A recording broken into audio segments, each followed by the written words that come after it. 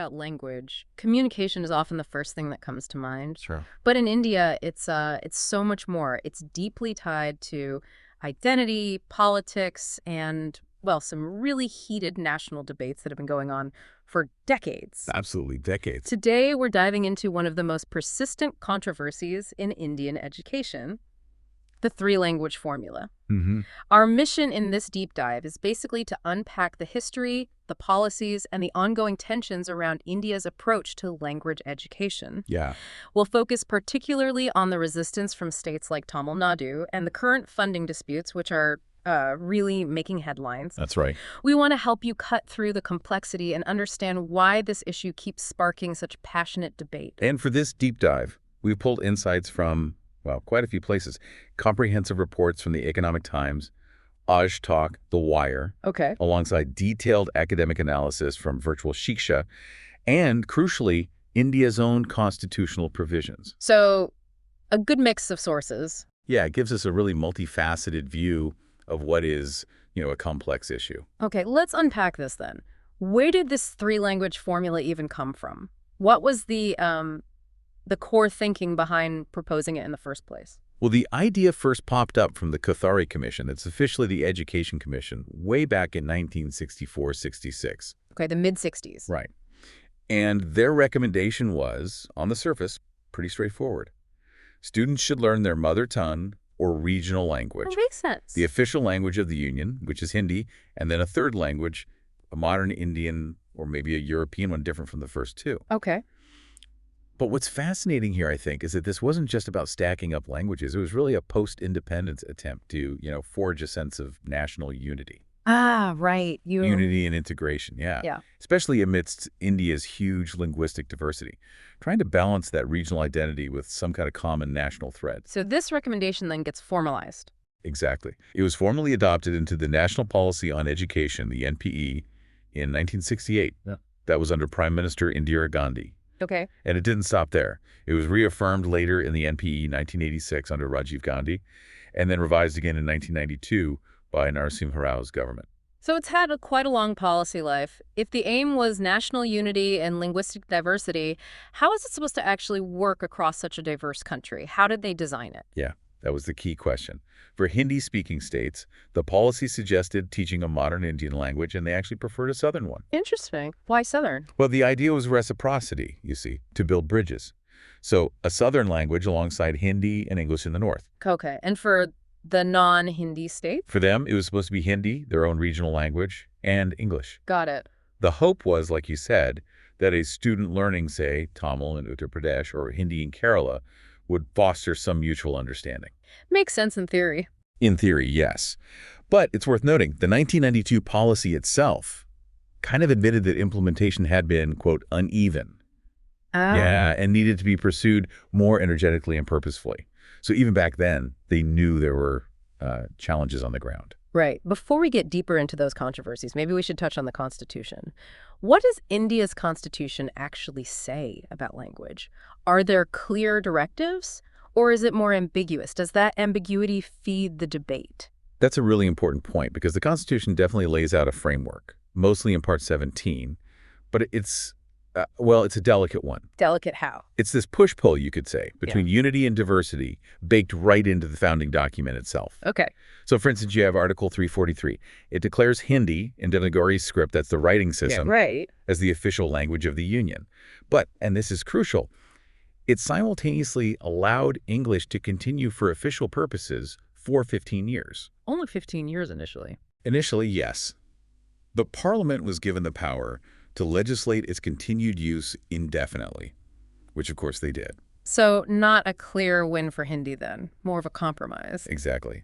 A very pragmatic compromise, really. Yeah. And one that immediately set the stage for, well, the ongoing debate. Okay, what else? Then there's Article 351. This one is often cited by proponents of Hindi. It says it's the Union's duty to promote Hindi's spread and development Right.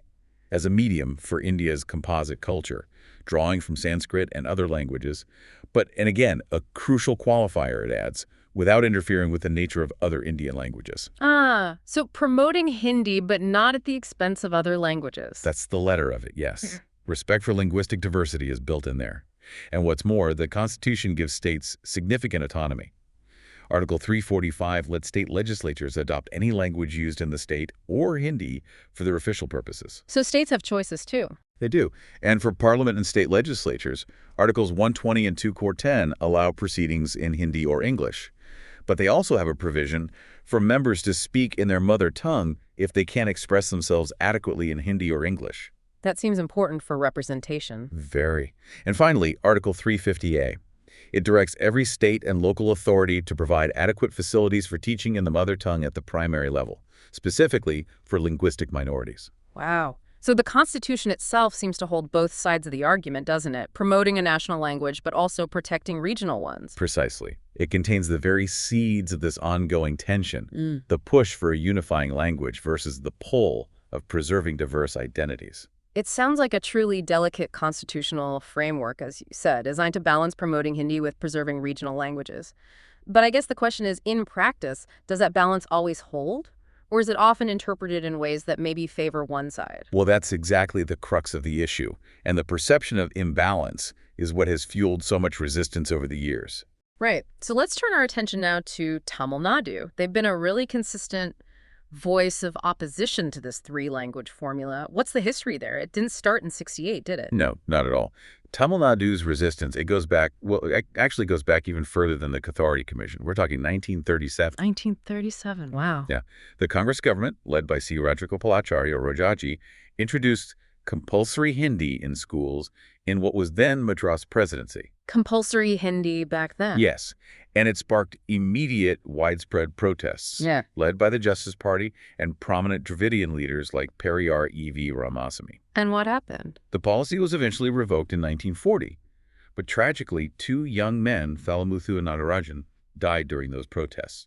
They became symbols, really powerful symbols of the anti-Hindi movement. That's stark. It really underlines how deeply personal and fiercely fought this issue has always been. The emotional weight is undeniable. Absolutely. It wasn't just a policy debate. It was about identity, culture, deeply held feelings. So fast forward from the 30s. Right.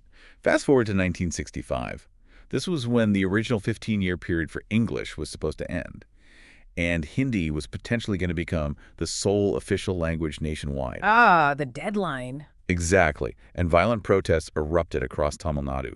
It was intense. Reports suggest at least 70 people died, either from police firing or even self-immolation. Self-immolation. Goodness. So when the three-language formula was formally introduced in 1968, just a few years later, well, you can imagine the reception in Tamil Nadu. Fierce opposition, I assume. Fierce opposition is putting it mildly. They saw it as simply another attempt to impose Hindi, despite the formula structure. Under Chief Minister C. N. Annadurai, the state government formally adopted a 2-language policy. 2 languages, which ones? Just Tamil and English, no Hindi. And, to this day, Tamil Nadu remains the only state in India that has never implemented the 3-language formula. They stick to Tamil and English. That's quite a statement of consistent policy over decades. So for Tamil Nadu, what are the core arguments against it today? Is it purely about resisting Hindi, or is it broader than that? It's broader, definitely. For them, it's not just about Hindi itself.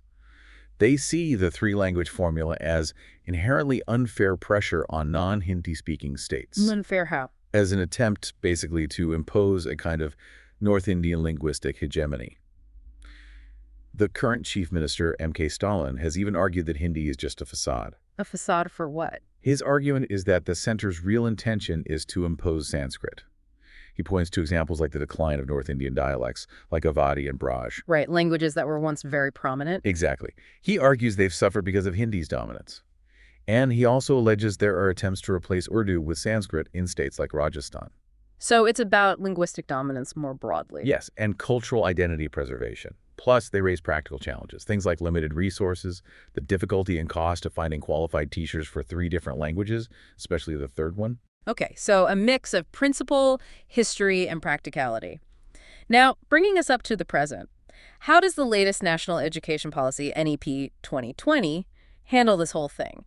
And what's the specific flashpoint right now that's causing all the friction? Right, NEP 2020. It does retain the 3-language formula, technically, but it uses language that emphasizes greater flexibility. Flexibility how? It states explicitly, quote, no language will be imposed on any state. It clarifies that the three languages learned will be the choices of the states, regions, and students themselves. Choices, but with conditions. Yes, as long as, and this is the key part, at least two of the three languages are native to India. Okay, so English plus 2 Indian languages, essentially, chosen locally. That seems to be the intention. The policy also strongly argues for learning in the mother tongue, especially in early years.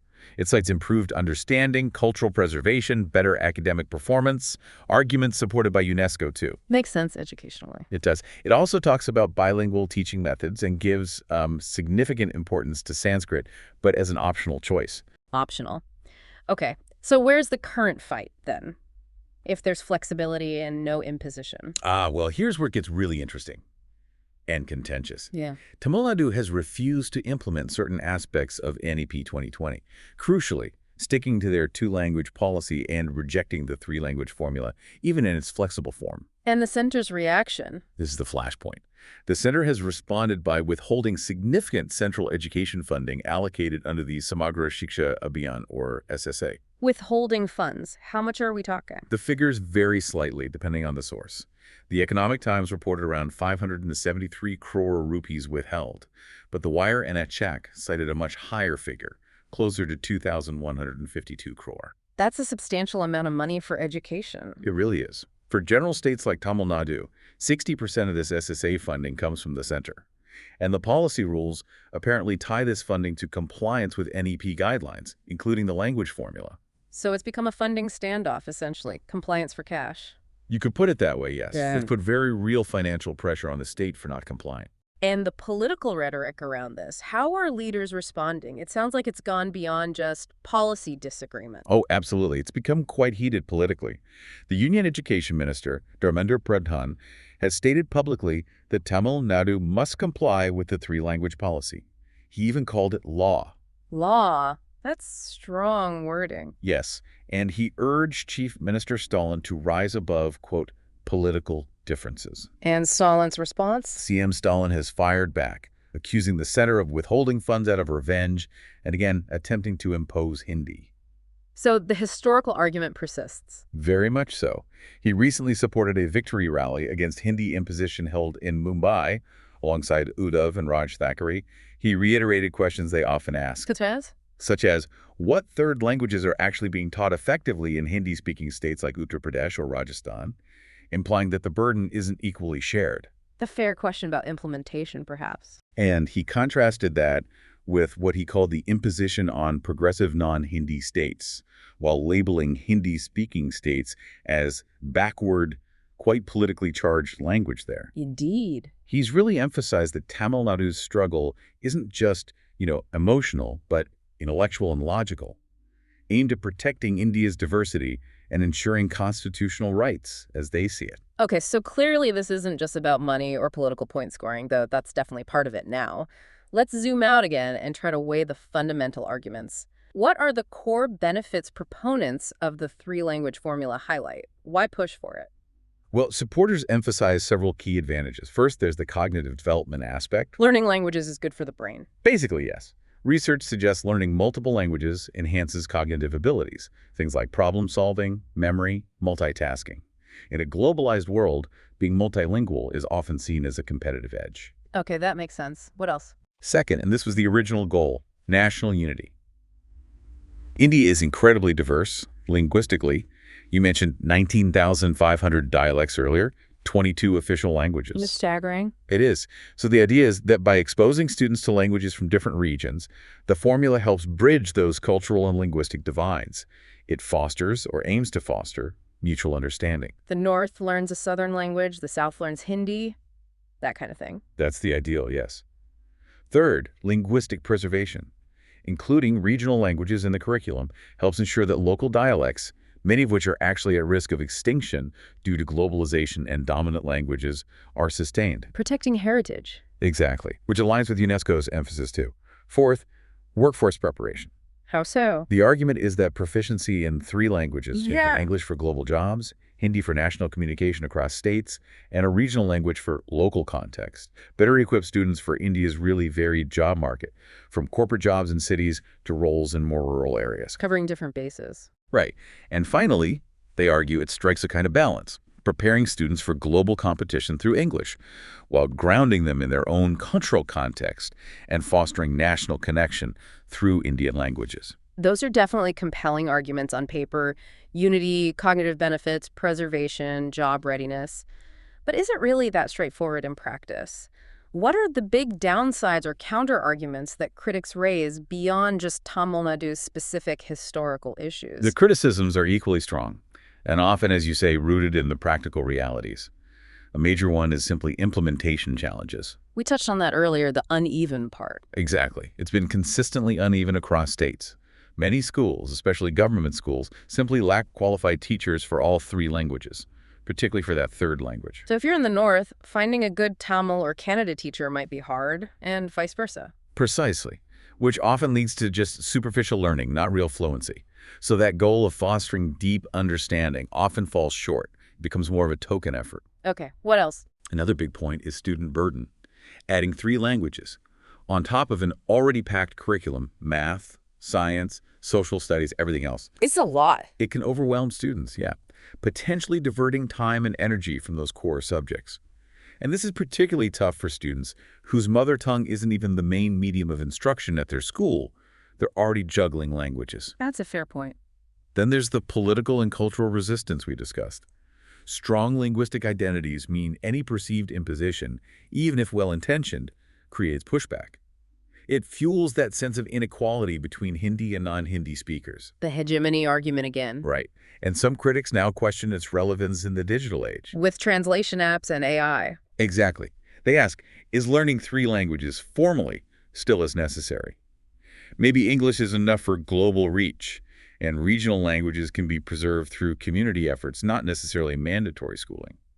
There's also debate about whether Hindi truly functions as the link language across all of India anymore, given how widespread English has become, especially in business and urban settings. Interesting point about technology. And finally, there's the issue of socioeconomic inequality. This is a big one. How does that play out? Well, elite private schools often have the resources, better funding, skilled teachers to actually implement multi-language instruction effectively. Right. Whereas government schools, particularly in rural or underserved areas, often struggle. They might offer a much poorer quality language education, or maybe just focus on two languages in practice. This just widens the existing educational gap. So it could exacerbate inequality rather than bridge divides. Potentially, yes. And think about linguistic minority children.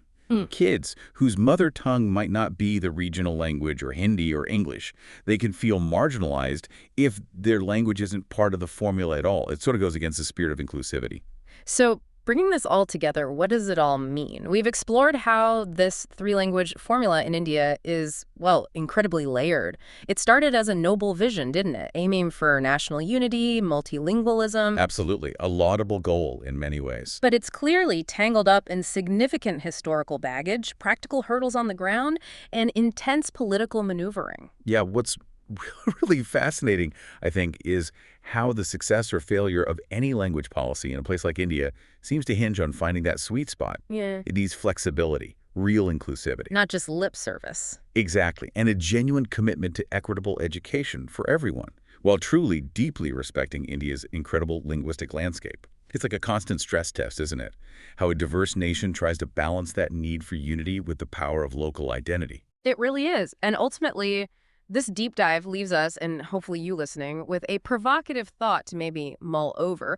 What responsibility does this idea of national unity actually place on an individual's linguistic identity? And practically speaking, how much flexibility is truly possible when you're creating education policy that impacts millions upon millions of young lives?